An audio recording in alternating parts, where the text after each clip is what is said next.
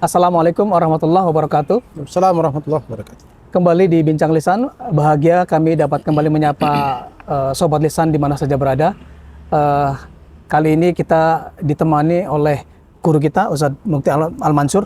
Beliau salah satu guru kita yang kebetulan beliau adalah salah satu pakar ekonomi Islam. Insya Allah kita akan berbincang, ngobrol berkenaan dengan ekonomi 2002 dan 2003. Baik, langsung aja Ustadz. Saya terima kasih banyak atas waktunya. Mudah-mudahan apa yang nanti kita bahas pada Bincang Lisan kali ini manfaat buat kita semua. Baik, yang pertama langsung isu berkenaan dengan kenaikan ekonomi di 2023 itu kan terus disampaikan oleh pemerintah dan beberapa lembaga yang terkait. Jadi sebetulnya apakah ini akan kejadian ataukah justru malah lebih parah dari 2002? Baik. Assalamualaikum warahmatullahi wabarakatuh. Waalaikumsalam warahmatullahi wabarakatuh. Alhamdulillahirabbil alamin. Wassalatu wassalamu ala asrafil anbiya'i wal mursalin sayyidina wa maulana Muhammadin wa ala alihi wa sahbihi ajmain. Rabbi shrah li sadri wa yassir li amri wa hlul 'uqdatam min lisani yafqahu qawli. Makasih Bung Dedi atas waktunya bisa bertemu kembali malam hari ini. Terkait dengan ekonomi, ini bahasan yang cukup menarik ya di dunia akademik ya. Menarik dan menggelitik. Ya, menggelitik ya. Kalau antum memahami ada namanya istilah VUCA. Oh, betul. VUCA. Oh. VUCA itu kondisi di mana satu vulnerability, uncertainty, complexity dan ambiguity. Saya pikir makanan Korea itu. VUCA. VUCA itu kondisi yang di mana segala sesuatu itu tidak ada yang bisa kita jadi pegangan. Vulnerability misalnya. VUCA itu kayak semacam guidance, bukan? Bukan, ini situasi. Oh, situasi. Situasi kondisi yang kemudian hampir semua negara harus mempersiapkan ini gitu. Tahun-tahun ketidakpastian, uncertainty, kemudian complexity, kemudian hanya ambiguity. Ketika memutuskan sesuatu akan connect ke sini kan gitu. Memutuskan si ini akan connect begini ya. Makanya kalau kita perhatikan terutama di Indonesia ya, kita lihat dari mulai sektor ekonomi ekspor impor ya kan. Kemudian UMK, UMR ya kan. Kemudian juga ekonomi mikro, para perusahaan-perusahaan mulai hengkang, mulai gulung tikar. Terakhir yang di Tangerang tuh ya, yang perusahaan sepatu produsen kemudian hengkang. Kenapa? Menghadapi sulitnya yang namanya tekanan ekonomi.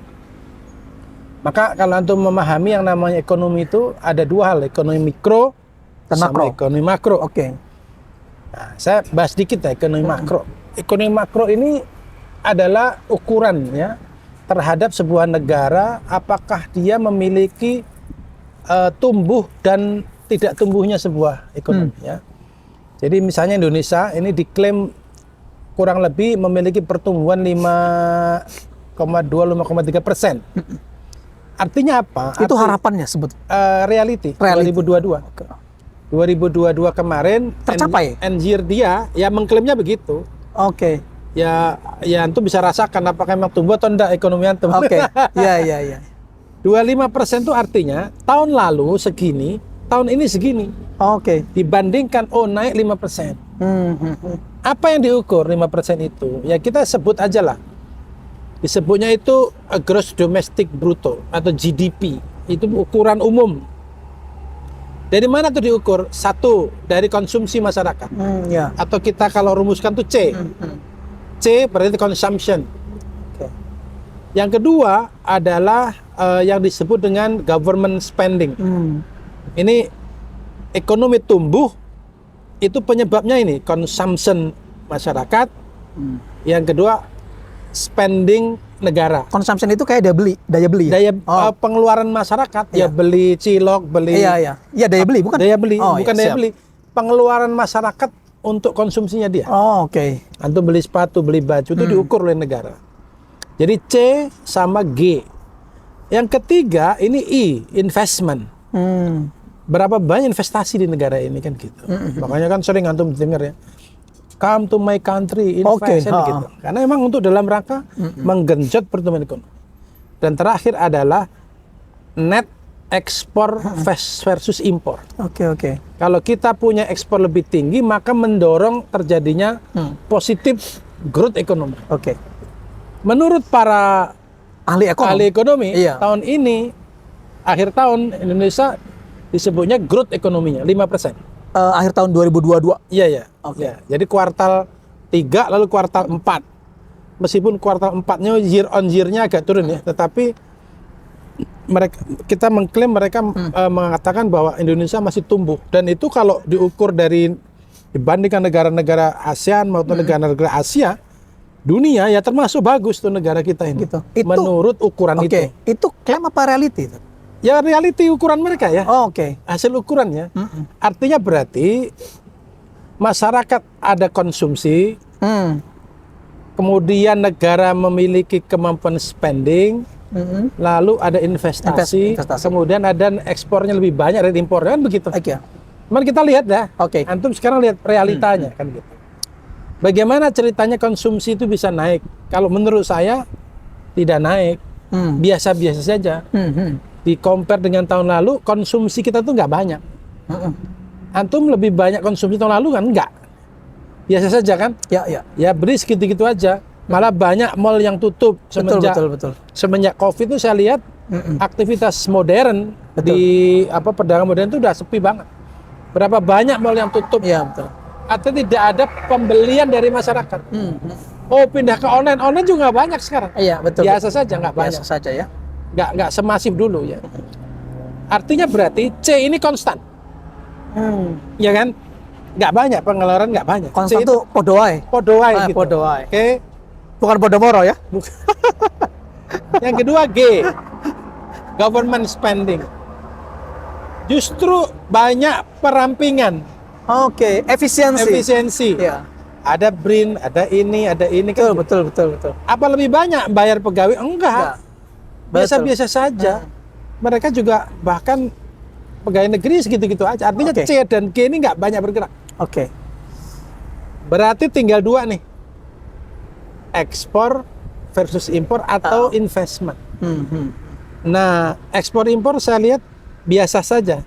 Pertumbuhannya nggak gede. Gedean mana ekspor sama impor? Enggak, biasa saja. Paling surplus tapi kecil. Iya. Nah, satu-satunya yang saya perhatikan adalah ini, investasi. Oke. Oh iya.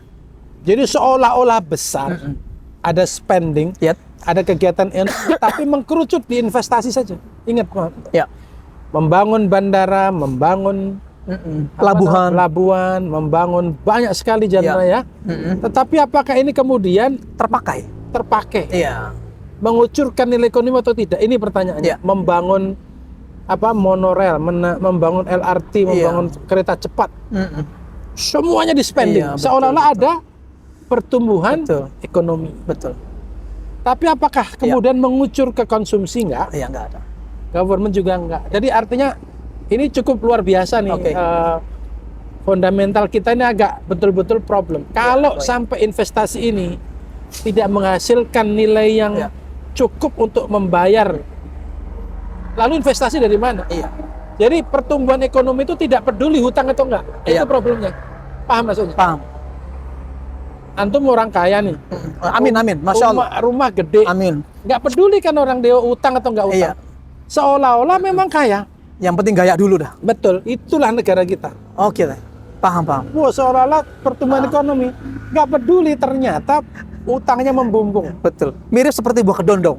Membumbung. Bagus luarnya, dalamnya. Betul. Jadi tingkat hutang saat hampir 7.000 triliun. Ya. Dari mana? Ya bisa jadi dipakai untuk infrastruktur. Subhanallah. Oke.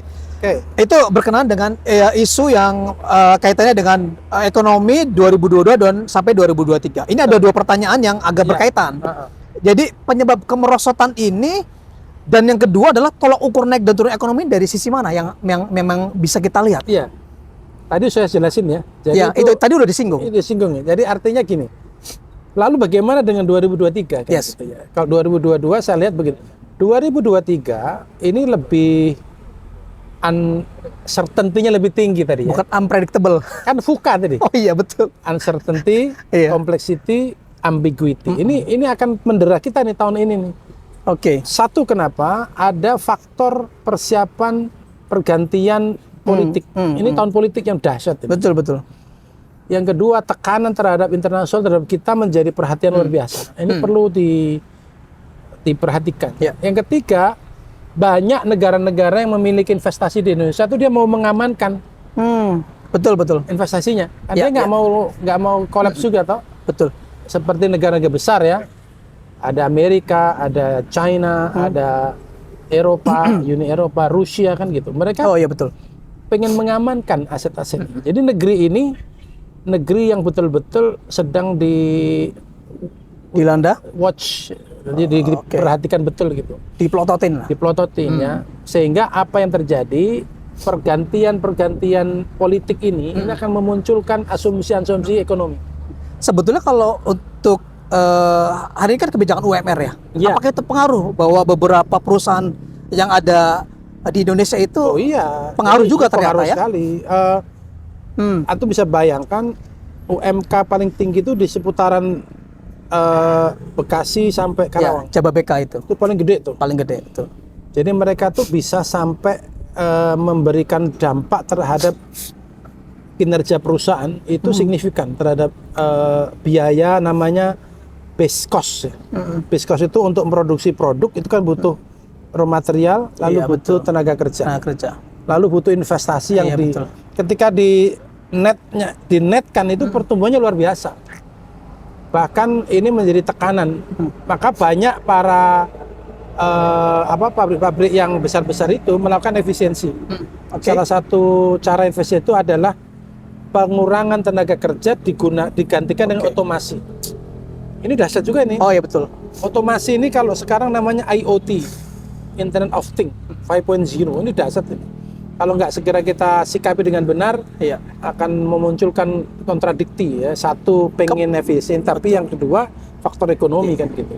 Pertanyaannya adalah bagaimana peran negara dalam menyelesaikan perkara-perkara seperti ini, tenaga kerjaan, kemudian aturan main terhadap efisiensi segala macam. Kalau enggak tentu yang tadi antum kan ingat C, G, I sama ekspor. Kalau sampai I yang jadi andalan Investasi. Iya. lalu banyak yang Bahaya. hengkang, Betul.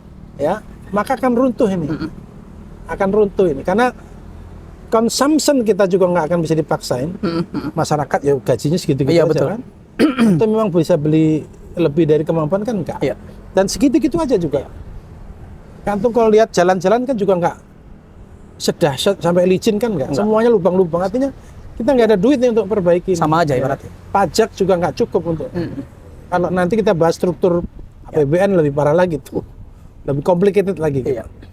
Lalu government ya gitu-gitu aja. Bahkan direncanakan terjadi pensiun dini nih, ASN. Gelombang. Iya, kenapa? Membebani 2.300 triliun pensiun itu. Indonesia ya. Iya. Dan itu bagi negara problem itu. Betul. Ini beban lagi Padahal aja. mereka punya jasa terhadap negara. Iya, gitu. betul. Ini kan artinya problem. Gitu. Jadi kayak semacam Yang dilematis. terakhir satu-satunya adalah investasi. Nah kalau investasi juga nggak dijaga, ya lari semua. Makanya kan ketika muncul, saya bukan ini ya mengkritik, tetapi bahwa ketika kita memutuskan bikin kereta cepat, bandara, apalagi sekarang IKN, Ya, ya, ya. wah itu luar biasa itu. Saya menganggap itu egoisme government gitu. Kenapa? Dia pengen faktor I itu tetap tinggi, ngerti mas? Oke, paham. Sehingga seolah-olah 400 triliun ditanamkan di IKN agar muncul ekonominya seolah-olah masih Iya, growth. iya. Investor masuk. Iya, ekonominya growth. Iya. Antum bisa bayangin ini ya penilaian ekonomi ya yang Iya. antum catat. Negara kalau ekonominya nggak growth, dibanding tahun lalu atau 2 tahun lalu, Iya. maka negara itu masuk ke perangkap negara tidak memiliki kemampuan membayar Oke. utang. Nanti dia di ranking itu jadi negara yang miskin. Oke. Kalau itu yang terjadi, nggak banyak yang mau ngutangin kita. Oh iya. Dan itu Betul. mazhab ekonominya sekarang ini. Betul. Sehingga mau nggak mau dipaksa harus ada Oke. pertumbuhan, bikin investasi, bikinlah program-program yang seolah-olah Iya. membutuhkan investasi, Betul. IKN gede-gedean gitu. Jadi semuanya sebenarnya casing doang ya. Bukan hanya casing, memang ini mazhab ekonominya begitu. Oh. Harus begitu, kalau enggak negara kita akan dianggap Betul. negara miskin. Oke. Padahal kalau saya ya sudahlah kita miskin, tetapi Iya. kita mampu gitu. Iya. Ini terakhir, Ustaz. Terakhir, Islam menyikapi ini seperti apa? Iya, Supaya solutif. betul. Wah, ini kita sudah kena apa rintik hujan ini. Jadi begini, Islam memandang ekonomi itu dari sisi apa namanya, bagaimana manusia itu memiliki pemuas apa namanya faktor apa namanya satisfactionnya masyarakat itu beda-beda ya. Kalau Islam memandang bukan hanya kemanfaatan, tetapi juga dipandang dari apakah Allah meridhoi atau enggak. Salah satunya faktor ekonomi tadi. Pertumbuhan ekonomi itu tidak diukur dengan angka-angka saja. Misalnya 5% tidak. Tetapi diukur apakah terjadi distribusi yang merata atau tidak. Oh betul, kesejahteraan terutama Kesejahteraan. ya. Jadi tidak hanya diukur 5%. Kalau 5% tadi seolah-olah ada pertumbuhan ekonomi. Iya. Cuman itu angka investasi. Tapi nggak nyampe ke umat. Sebetulnya. Islam memandang seberapa besar ekonomi itu nyampe kepada umat. Betul. Sehingga instrumen-instrumen apa ekonomi dari Islam itu ya macam-macam. Instrumen zakat, instrumen infak, instrumen sodako, instrumen Oh iya, pendapatan dari pengelolaan negara, ya BUMN, kemudian SDA. SDA kan Ya. gitu. Dikatakan hutan, apa air, api dikuasai negara. Dan memang apa ya, bayangin saja negara segini besar, Betul. kalau diukur gitu kita ini Masya Allah. kekayaan kita tuh melebihi keinginan kita. Harusnya Harusnya ya. dari potensi yang ada ya. Karena antum pernah baca kan APBN kita tuh 2.000 triliun Ya. 1 tahun. Ya. Tapi kemampuan kita menghasilkan lebih dari itu. Seharusnya. Kalau Seharusnya. dikelola dengan benar ya. Iya, tetapi sekarang basis dari penyusunan APBN itu murni 70% dari pajak. Jadi gini caranya tuh. Misalnya 2.000 triliun. 70% dari pajak, berarti 1.400. Oh iya. Tapi sekarang cuma dapat 1.200. Minus? Minus 500. Ya. Ditutup oleh BUMN, pendapatan 200 triliun ini. Kita tuh masih minus 500 triliun setahun. Setahun. Dari mana dia dapat duit? Utang lagi? Utang geng gitu. Gimana mau selesai ya? Utang geng. Iya. Dan setiap tahun kita harus membayar yang namanya hutang plus bunga. Bunganya saja 300 triliun. Subhanallah. 1 tahun ya. Subhanallah. Jadi antum begitu lahir anak antum tuh sudah menanggung beban hutang 25 juta. Satu jiwa. 1 jiwa Subhanallah. dalam 1 tahun. Lebih dari harga Iya. motor. Ya makanya. Iya. Jadi ini luar biasa. Lalu bagaimana kita bisa menyelesaikan itu? Satu, sebagai seorang muslim tentu kita harus ada sikap optimis. Ya. Nggak boleh pesimis, tetap optimis. Ya. Bahwa Allah itu zat yang maha Maha kaya. ar-Rahman dan ar-Rahim. Ya. Tidak mungkin kita itu ditelantarkan. Walau anna ahlul qura Amin. amanu wattaqau la fatahna alaihim barakatin minas sama'i wal ard. Udah, pegangannya itu. Cuma masalahnya kita mau amanu wattaqau nggak? Ya. Apa maksudnya? Ya beriman dan bertakwa. Punya keyakinan bahwa Allah itu satu-satunya al-khaliq. Qul huwallahu ahad. Allahus samad.